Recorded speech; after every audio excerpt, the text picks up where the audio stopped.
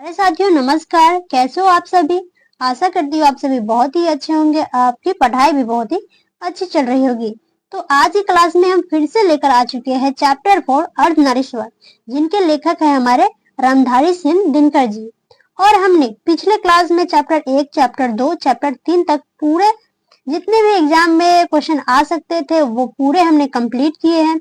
अगर आप सब उस क्लास को नहीं देखे हैं तो एक बार जाकर जरूर देखें, ठीक है। तो चलिए आज की क्लास को स्टार्ट करते हैं। हमारा पहला नंबर सवाल है, अर्धनारीश्वर शीर्षक पाठ क्या है। कहानी है, निबंध है या उपन्यास है या फिर एकांकी है।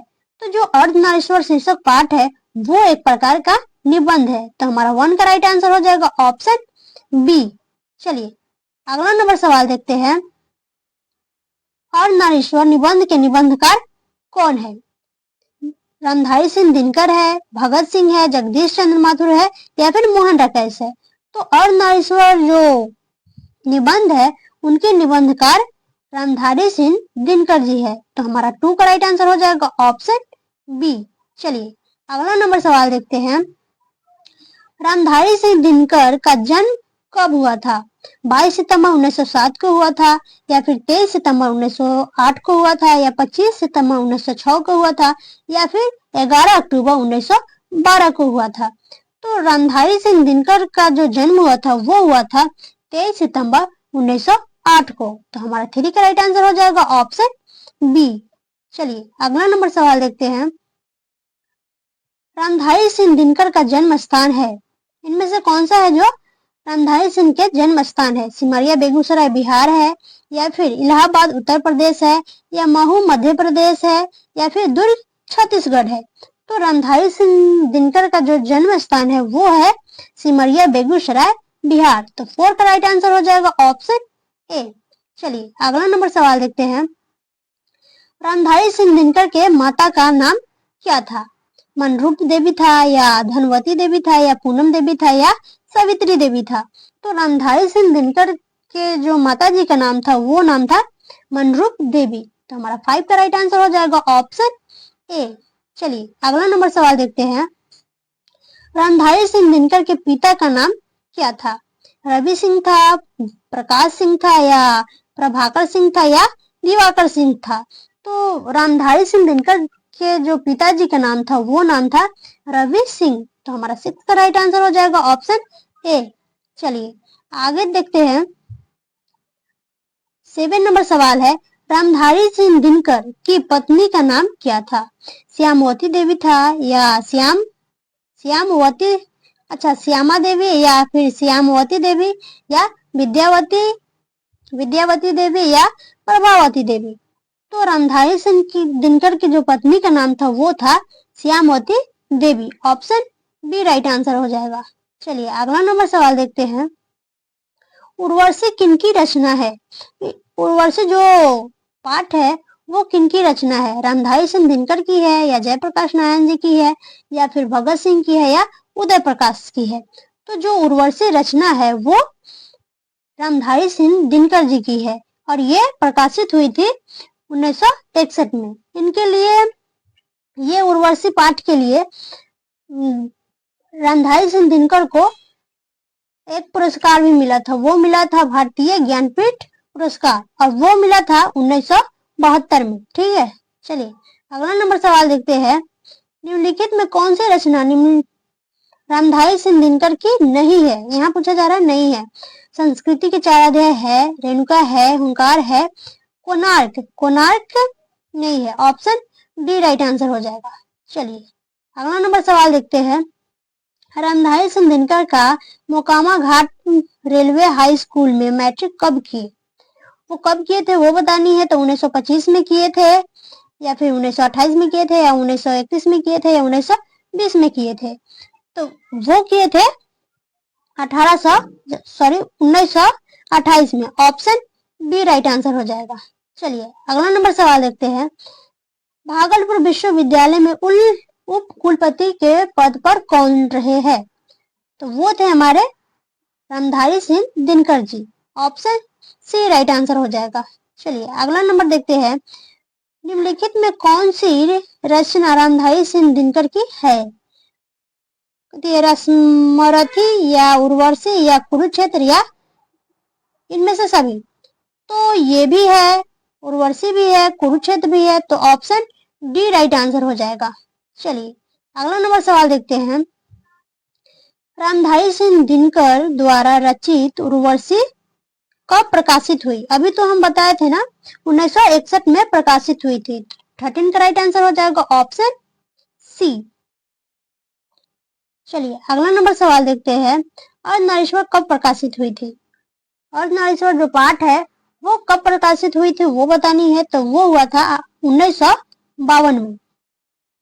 रेणुका जो है 1935 में हुआ था, हुंकार 1938 में हुआ था, प्रणभंग 1929 में हुआ था और कुरुक्षेत्र 1946 में हुआ था।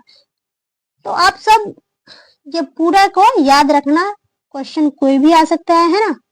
चलिए अगला नंबर सवाल देखते हैं। रामधारी सिंह दिनकर की पहली कविता पुस्तक प्रणभंग जब प्रकाशित हुई तब वह कितने वर्ष के थे? तो वो थे 21 वर्ष को। तो हमारा 15 का राइट आंसर हो जाएगा ऑप्शन बी। चलिए अगला नंबर सवाल देखते हैं। किसने अपने जीवन में अंतिम दिनों में नारीत्व का साधना की थी?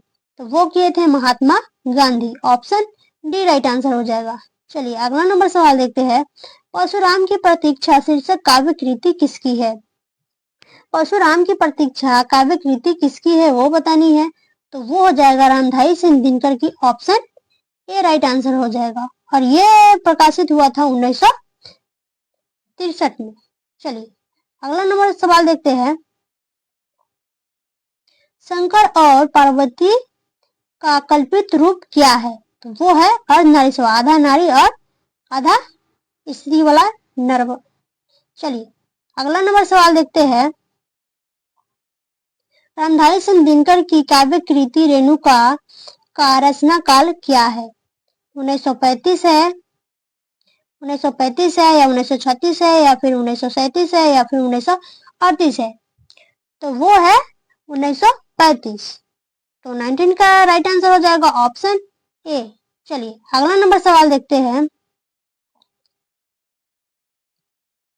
अर्धनारीश्वर शीर्षक के अनुसार धर्म साधन महात्मा और साधु किसके भय खाते थे? तो वो खाते थे नारियों से। ऑप्शन बी राइट आंसर हो जाएगा 20 का। चलिए अगला नंबर सवाल देखते हैं। पराधीनता के कारण नारी अपने अस्तित्व की अधिकारिणी नहीं रही, यह उक्ति किस शीर्षक पाठ से है? तो वो है Ardhanarishvara. Option A right answer हो जाएगा। चलिए अगला नंबर सवाल देखते हैं। अर्धनारीश्वर शीर्षक निबंध में शंकर और पार्वती का किस प्रकार का रूप वर्णित है? तो ये है कल्पित। ऑप्शन सी राइट आंसर हो जाएगा। चलिए अगला नंबर सवाल देखते हैं। नर और नारी एक ही द्रव्य में ढली दो प्रतिमाएं है, किस रचना की पंक्ति है? तो ये है रामधारी सिंह दिनकर की। तो 23 का राइट आंसर हो जाएगा ऑप्शन सी। चलिए अगला नंबर सवाल देखते हैं। दिनकर जी को निम्न में से कौन सा पुरस्कार दिया गया था? पद्म भूषण दिया गया था या साहित्य अकादमी पुरस्कार दिया गया था या भारतीय ज्ञानपीठ पुरस्कार दिया गया था?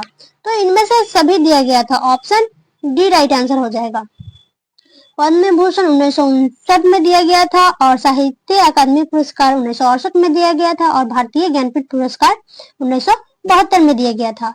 ये सब भी आप सब याद रखना, ठीक है। चलिए अगला नंबर सवाल देखते हैं। रामधारी सिंह दिनकर की रचना कौन सी है? जूठन है, उसने कहा था, अर्धनारीश्वर है या तिरिच है? जूठन तो ओम प्रकाश वाल्मीकि की है, उसने कहा था जयप्रकाश चंद्र शर्मा गुलेरी की है। अर्धनारीश्वर रामधारी सिंह दिनकर की है और तिरिच उदय प्रकाश की है। तो 25 का राइट आंसर क्या हो जाएगा? Option C. चलिए अगला नंबर सवाल देखते हैं।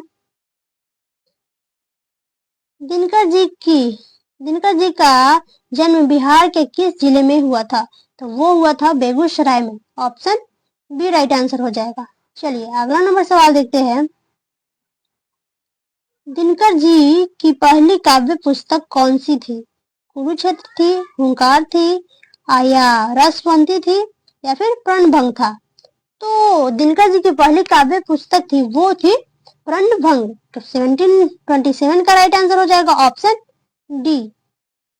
आगे बढ़ते हैं। सवाल है दिनकर जी की पहली कविता किस पत्रिका में प्रकाशित हुई थी? छात्र सहोदर में हुआ था या छात्र पत्रिका में हुआ था या छात्र मित्र में या फिर इनमें से कोई नहीं? तो वो हुआ था छात्र सहोदर में। 28 का राइट आंसर हो जाएगा ऑप्शन ए। चलिए अगला नंबर सवाल देखते हैं। दिनकर जी की पहली कविता कब प्रकाशित हुई थी? तो वो हुआ था 1925 में। 29 का राइट आंसर हो जाएगा ऑप्शन बी। चलिए अगला नंबर सवाल देखते हैं। निम्न में रामधारी सिंह दिनकर की रचना कौन है? तो वो है उर्वशी। 30 का राइट आंसर हो जाएगा ऑप्शन सी। चलिए अगला नंबर सवाल देखते हैं। बुद्ध और महावीर ने नारियों को कौन सा अधिकार दिया था? तो वो दिए थे विष्णु होने का। ऑप्शन बी राइट आंसर हो जाएगा।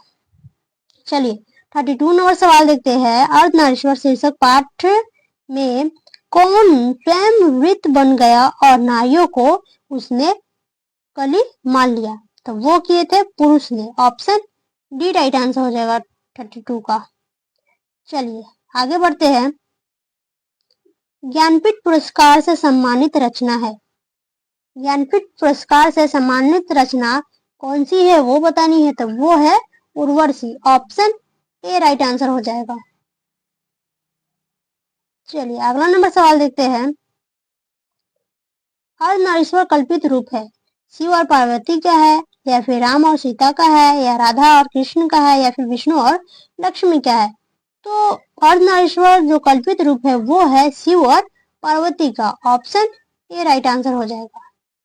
चलिए अगला नंबर सवाल देखते हैं। गंधारी कौन थी? तो वो थी दुर्योधन की माँ। ऑप्शन ए राइट आंसर हो जाएगा।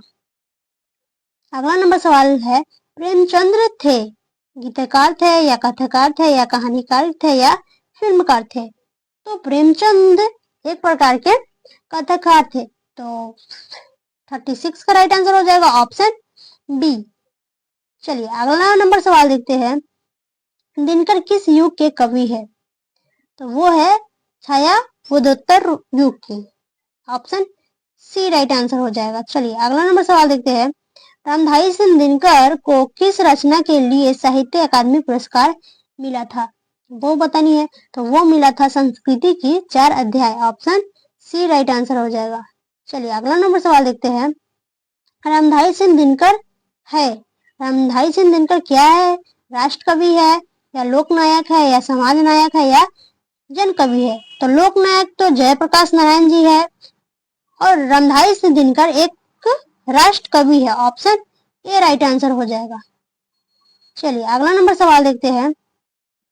युद्ध और शांति की समस्या पर लिखी हुई काव्य कृति है।